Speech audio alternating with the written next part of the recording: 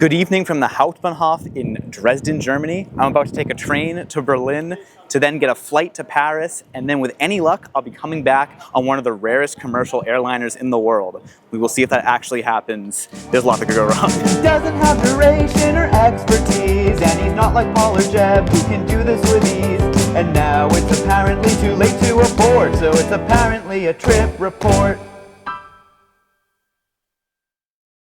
All right, most importantly, our train is on time. IC 2172, track 3. This is a very beautiful station. It looks like we're up on one of these elevated through tracks. All right, here we go, proving that I am the only trip reporter that can include trains in an aviation-themed video. Okay, it smells like manure on this train for some reason, literally manure. I don't know why. It's a pretty comfortable seat though. They've got these things you guys love, the antimacassars and antimacassar, I don't know how you pronounce them. Then we also have a little wastebasket and a tray table and a pocket and an outlet. For like a regional train, you would think that the seat would be more comfortable, or if it would be this uncomfortable, you would think that I could use a Deutschland ticket on it, but I can't. So I had to buy a ticket last minute for way too much money, 64 euros. Okay, so this train kind of goes around Berlin, which means that it stops directly at the airport, which is perfect for me. We are trying to get the Airbus A318. There's only 4 of them left in commercial service, and they're all owned by Air France. Basically, if you think about the Airbus A320, which is like a standard plane you'll kind of ride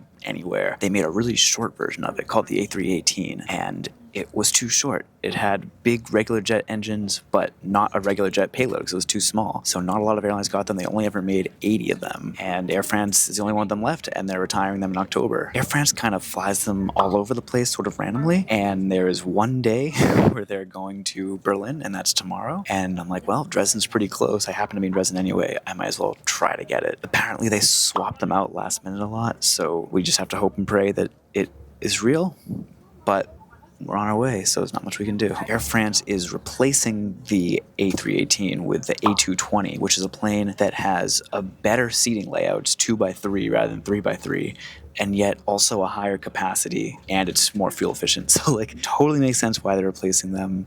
And I feel like a good trip reporter would have taken the A220 one way and then the A318 back to compare them. But I'm me. I want to fly a new airline and go to a new airport. So I'm taking, Transavia to Paris Orly. Then I have to schlep across Paris to my hotel at Charles de Gaulle. This is all my fault. I could have just taken Air France directly there on A220 and then directly see the new product. But no, I want a new airline, new airport, and that's how we're doing it.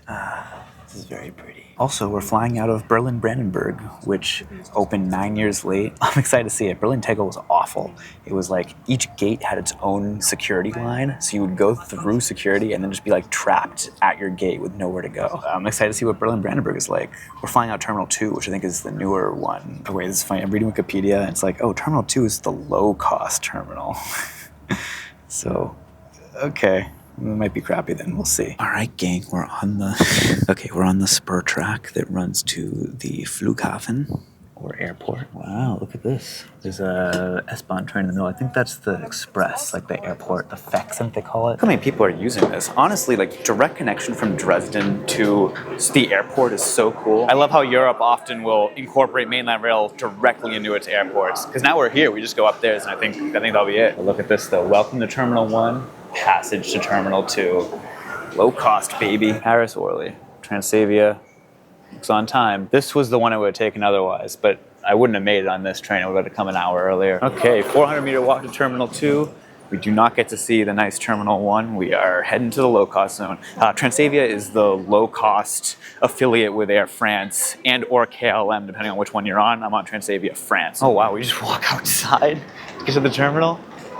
All right, guys. I can't really say I'm feeling the 9 years of delays here. I don't know if it was worth it. It's just a box. It's literally just a box. They really said low-cost people, they don't need anything nice. Folks, this opened in 2022. What? Oh my God. This is horrible. 20 minutes later. All right, made it through security. It was fine, I guess. I've just never been at a modern airport in a first world country that feels so profoundly unfinished. Like there's just like exposed ceilings and like corrugated stuff everywhere and like random pipes. I guess just like, oh, low-cost people don't need anything good. Luckily, now that we're in the terminal, there's this actually quite impressive giant window where we can admire this cute little ATR, I think? You tell me. The food options are quite limited, but I did have a nice bratwurst meal along the Elbe earlier today, so I'm not too hungry. I got water and an apple. I think we'll just go to our gate B36. You know what, for an airport apple, this is quite good. Oh, incidentally, I didn't pack anything. It's just me, myself, and I, plus my phone and my wallet. I do have to give this terminal props for having such an amazing FOMO window. That's our plane coming in. It's a 2-month-old Airbus A320neo. So it's basically a newer, much longer version of the A318 that we are hopefully getting tomorrow. The thing I'm a little worried about is that A320s look pretty small. A319s look really small. So like, will I even be able to tell the difference between A319 and A318? Like an A318 is gonna look like minuscule. And I just hope that I have the plain foaming guts to be able to tell if I have one, because I might not find out till the last minute if we actually have one or not. It's unclear which group number is boarding, but they've got people going as people are actively walking off the plane, which is very cool. I'm told that European low-cost carriers have incredible turnaround times. I think in theory just everyone's boarding, because I've kind of found myself in the line, just standing around, the line formed around me. All right, people are still streaming off. We're now in a holding pen past the gate. I've always wondered what the accessible boarding process looks like when you have to use air stairs. I guess it's that they bring like a mobile lounge effectively to the plane. That is really neat to see. Okay, the floodgates have opened. Here we go. Now it's just a stream of people. I guess you just decide based on your ticket which entrance is better. Okay, yeah, most people are going in the front, but we are joining the small crowd going in the back.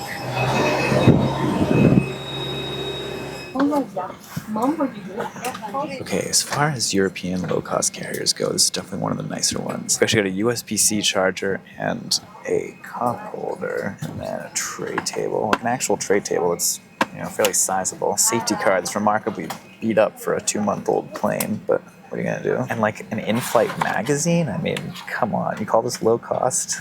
This is luxury. And I don't know, like decent legroom. Menu shot, menu shot. Right now you're looking at the menu shot. Menu shot, menu shot. Right now you're looking at the menu shot. Menu shot, menu shot. Right now you're looking at the menu. Okay, now this is different. Ooh.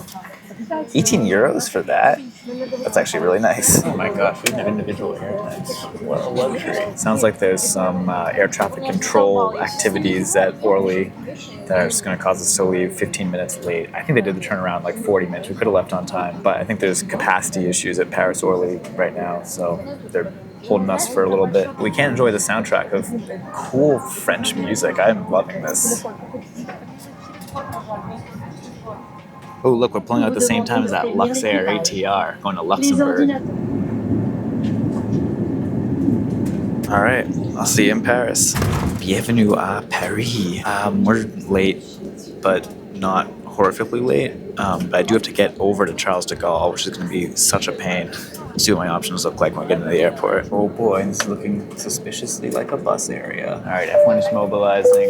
It's kind of nice to be in the back and know that actually we're very close to the door and can leave quite early. So it turns out that we're all exiting through the front like an uncivilized country, aka the US. All right, well, with any luck, in 7 hours, we'll be on a plane very similar to this one, but much older and much shorter. And now we get to pack onto a shuttle bus.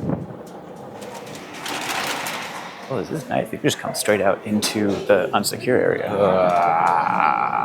Okay. Oh, the line 14 entrance is right here. Yeah, much as I want to take the Orly Val, which is a weird people mover thing, I will have an easier time getting where I want to go on line 14 because, actually I'm checking directions. Looks like I'm basically going to miss the last RERB. So we might have to take a night bus or something, or whatever the hell this is. Oh, this could get really interesting. I'm like, oh, I could scan this QR code, but no, it's to get their stupid app. I'm not getting an app. I'm gonna wait in the damn line. The Paris fare system is so awful. And it's funny, this will be the first time you guys see Metro content from me, even though I have a whole backlog video of Alina and I riding the entire Metro from last year. But that's just like so much that I just haven't had time to edit yet. It's like, it's gonna be a movie. Ugh, okay, just gotta do the airport thing. Yeah, sure. Tap, cool. It's pretty deep. Oh, please let this be the train. Okay, great. All right, my itinerary did involve RERB, but it looks like that's probably not gonna happen. So I guess we'll take this Saint Denis and then get the bus from there. My God, we're getting to the hotel at 1:28 a.m. I'm gonna get no sleep, man. All right, so we're on this for 40 minutes.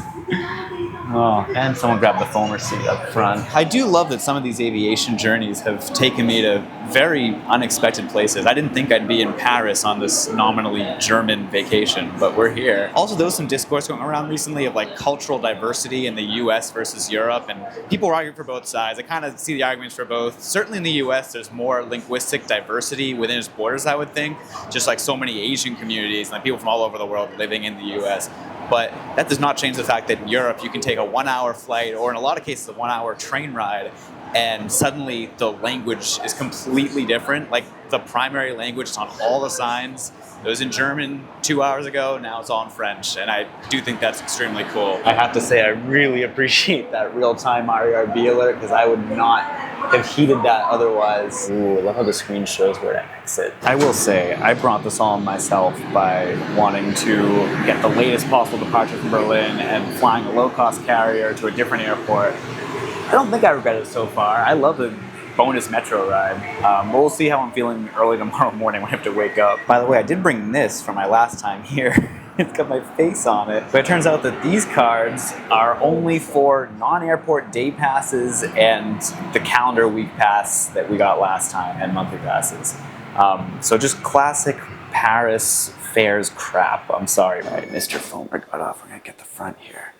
Got these fun statistics. Yeah, as you can tell from this view up front, it's a fully automated line with rubber tires too. Are there any fun facts? Well, it's 28 kilometers long. Now that is a fun fact. And it runs from 5:30 to 1:15. It's 100% accessible, which is actually an achievement in Paris. There's another train, and the clock just struck midnight here at the original Line 14 terminus of Olympiades. Oh, I said that wrong. So here's one train, and then here's the next train coming into the station. That is crazy frequency. And it's midnight. This is a very busy and very sweaty train. A lot of people with hand fans. There's no AC.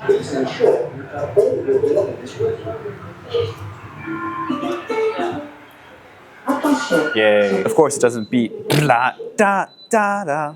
But we've just completed all of Line 14, and now we have to find... Oh, there it is again. We've got to find our bus. Okay, well, it says bus this way. I'm going to trust that. Oh, no, it says bus that way. Okay, I'll go. There's also... It's so cavernous. I really hope I'm going the right way. So we come out here. We have to get over to here. Is this real? The next bus isn't for 27 minutes? That's not what Google Maps said. Are you serious? They dropped a trip. 28 minutes. Oh my God, it's 17 minutes late. Get to the airport at 2 a.m. or 15 minutes before 2 a.m. Holy crap. Oh, that is really rotten. Okay, I'm gonna hang out in this plaza for a while, I guess. Still no plane assignment either. I mean, I guess even if we don't get this plane, at least it was a fun multimodal adventure across 2 countries. I certainly can't take that for granted. It is really a lot of fun to do stuff like this, even in the most miserable moment when I'm stuck here. But then we get on a bus, and there hasn't been a bus in this video yet, so I think that... Oh, the shuttle bus from the airport. Okay, we get on a city bus. Express bus. I don't know. It's a bus. Oh man, guys, I just had a brain blast. I was like, what if I got something to eat? And it turns out there's a Turkish place nearby that's open until 1:15 a.m. So we can go and get some nice meat or something. Here's all the construction for the Grand Paris Express. I'm glad none of this is opened yet, because it means that if I do get that Paris video out with Alina, like, it'll still be accurate to the system as it is now. But knowing me, I'm sure one of these giant lines will open by the time I'm ready for that video. Here we go. Grill MG Istanbul Kebab. No idea if it's good or not, but it is open late, and that's what matters. Merci beaucoup. All right, you wouldn't know it, but my French is a little bit better than my German, so I was able to say some things. But I have a kebab sandwich, like the one thing they had left. So we'll see how it is. I'm gonna walk to the bus stop and eat it there, because You know, it's the last bus of the night. All right, 12 minutes. It's real. Oh, this is pretty nice. All right.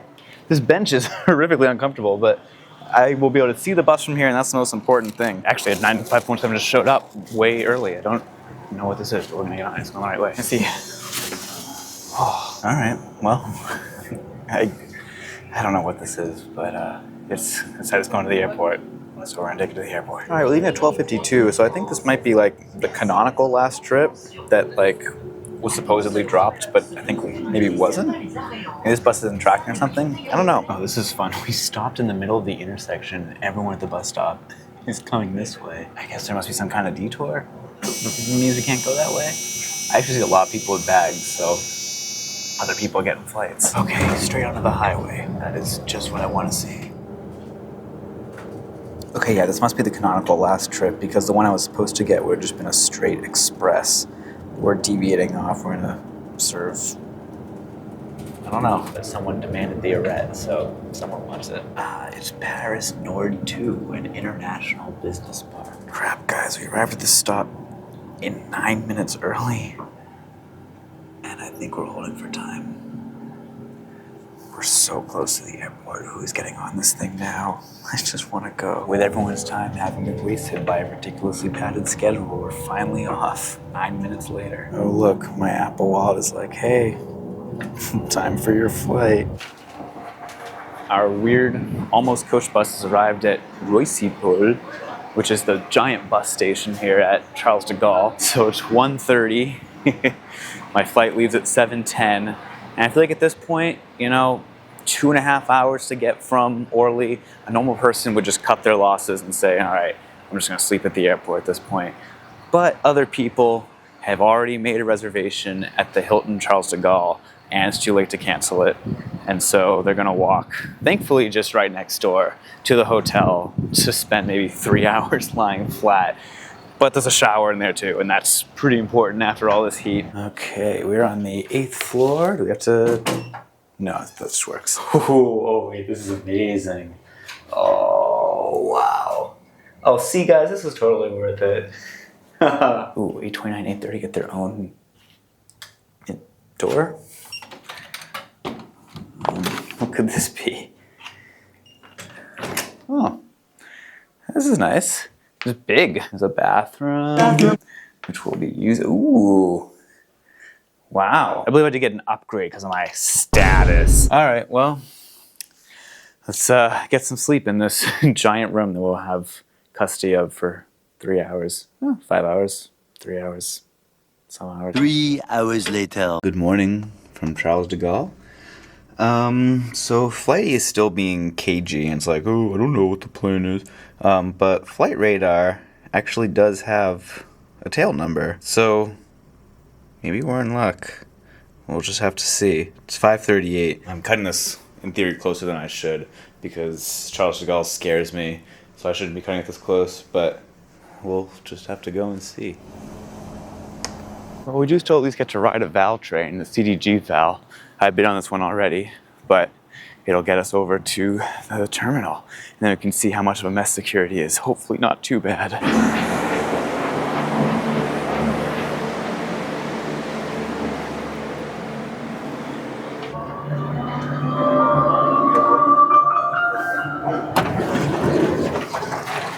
Okay. That was a very busy VAL ride. A nice array of Air France planes here, but I don't think any of them are an A318. Okay, Charles de Gaulle security was a disaster show as usual. They had someone with plastic bags to put all your drinks in, like yelling at people. They were like putting people's luggage into compartments to prove that they were too big and then yelling at them. Luckily, I anticipated this and I packed nothing. So I made it through without a scratch. And now we're in the throes of Terminal 2F, kind of making my way through duty free to see what this plane is. Oh wow, wait, this is a really wild airport design. So all the restaurants are downstairs and then the gates are just up here. Wait, this is, I mean, I don't know if I would call this efficient, but maybe I would. I don't know. I don't know what I would call it, but it's really cool, and that's what matters. And we've got an hour till the plane leaves, so I imagine we will have time for a little restaurant break, maybe a croissant or something, but we just have to see this plane first. All right, if that's our plane, then we are out of luck, because that is an A320. the most standard, basic plane you could get anywhere. They may have swapped it out. I mean, this tail number is supposedly expected to go to Venice, but I don't know, it's here. So they'd have to bring it out and swap it in the next 50 minutes. I don't know if I see that happening, but I haven't gotten a notification that the aircraft's been swapped, so, don't have a ton of hope about this, but we'll just have to see. One thing's for sure, I don't think I can get food anymore. I don't have a great feeling in my stomach. Like, Flight Radar 24 thinks there's gonna be a delayed departure, and I wonder if it's like, this plane is off somewhere and they have to get it over here, but I think that's just false hope. Like, no one else is calling it a delayed departure. Okay, I will say the gate agent walked this way and then swung a left. So is that plane in the running? That one I can't see as well. Because, the thing about it is that it's just a shorter variant of an A320, so it's gonna look the same from the front. And like, I just can't tell from here. It'd be that plane, but it's gonna look the same from the front as anything else, so. I know that the next departure from F48, which would be that plane, would be using an A220, which would look very different. And so I know it's not that. So like, maybe it's gonna be in there somewhere. I don't know. But like, I do feel hope now. I'm not sure. I only just realized I didn't do the touch the side of the plane and blow it up thing with the Transavia flight. I think I was too excited that I was boarding from the back. I just totally forgot. And here it might be disappointment that it's not an A318, so I might forget again. I guess we'll see. I mean, maybe people could tell from this view. It's shrouded by jet bridge. It's impossible to tell. This one certainly isn't one. They're announcing boarding, so it's basically like, will they go left or right? They're going left. Okay, so it's whatever that plane is. It could be a 318, we just don't know. We're just gonna have to find out. I booked the cheapo McRepo fare on this, so I'm literally in the back of the line. Gonna be one of the last people to find out what plane this is. We're boarding.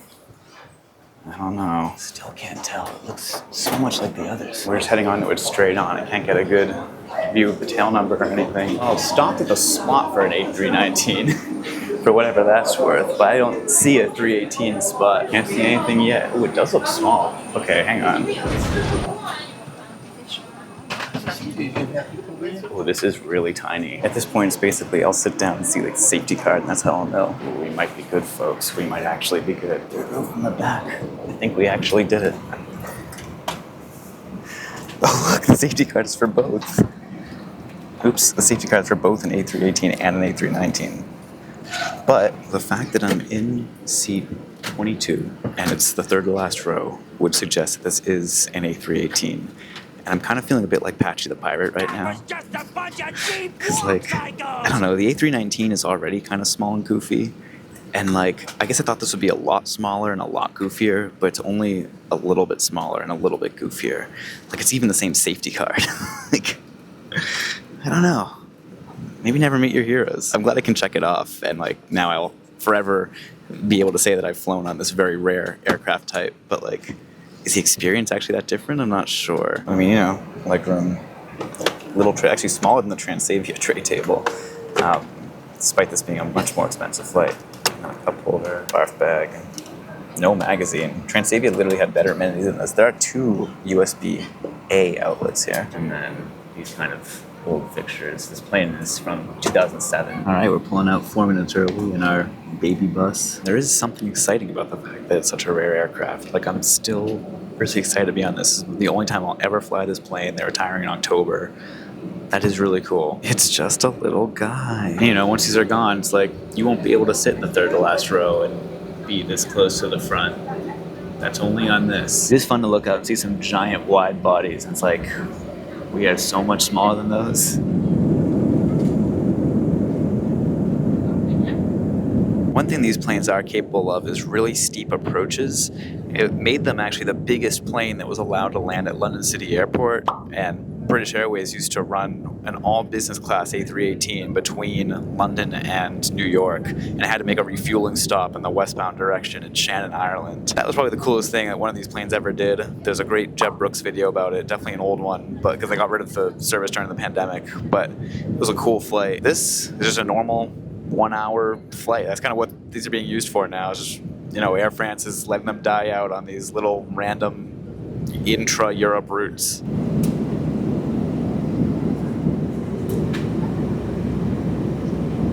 One advantage over Transavia, free cookies and drinks. Now it's time for a bathroom review.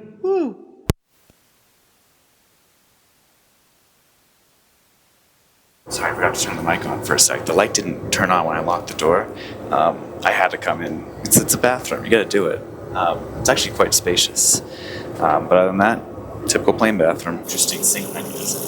You kind of turn it for the temperature and push down for the water. Well, Berlin's way over there.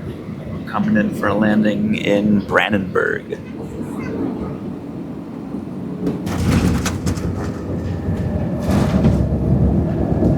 And thus concludes my first and likely only flight on an A318. Look, there's a Finnair A319. They're pretty short already. All right, looks like we're getting an actual gate. I was secretly hoping for a bus gate to get a better view of the plane, but you can't have everything. Ooh, are they setting up for a rear exit? Because that would be amazing. Oh man, this is cool to watch. I hope that we're able to use this. Oh damn, I think she's telling them it's not needed. Unfortunately, they opened up the rear door, but the flight attendant told them it wasn't needed and isn't letting people go out that way. That's too bad. But you get to see the front of the plane and everything.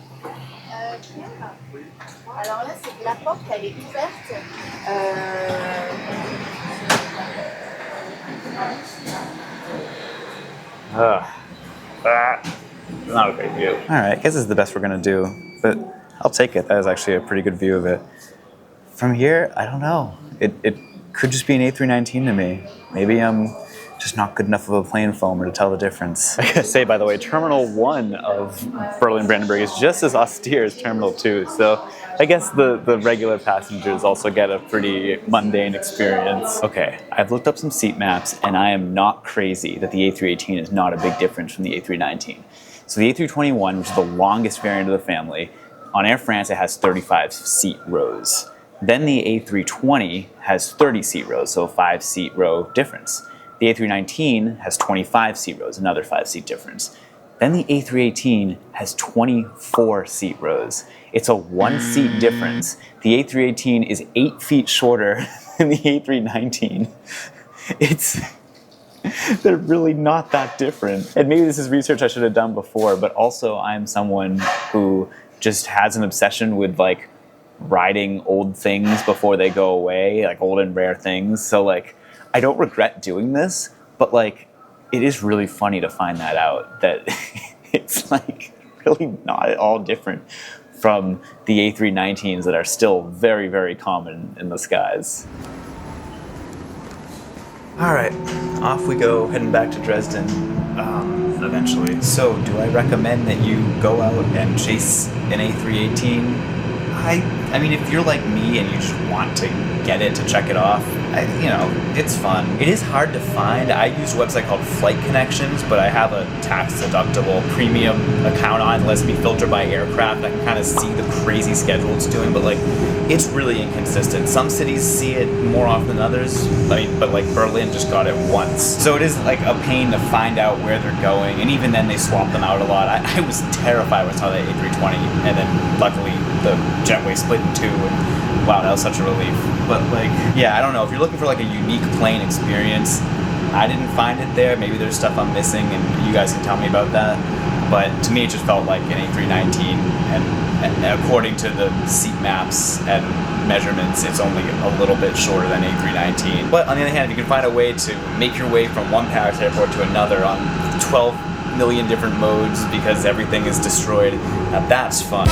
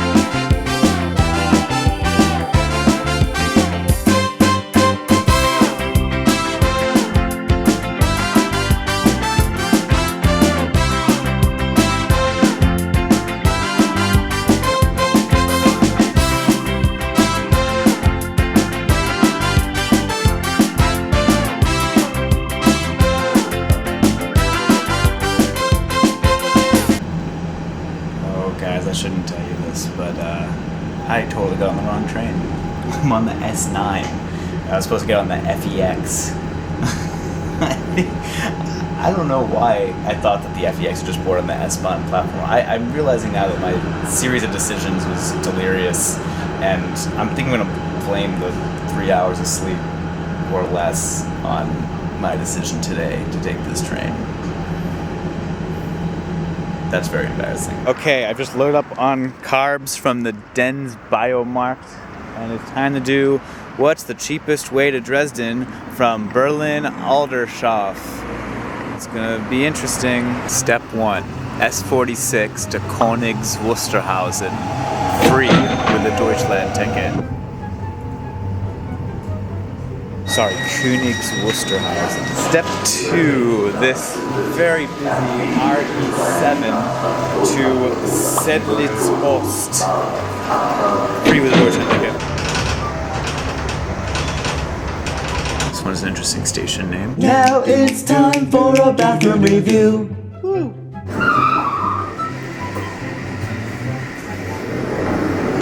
So this bathroom has been kind of literally, I guess, but also figuratively, a revolving door this entire train ride, and that is evident. Step 3, this RB49 to Roland.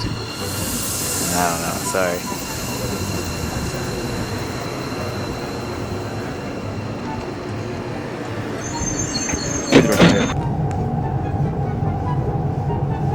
Sorry, Roland. Step 5. No, step 4. This RE15 to Dresden Neustadt.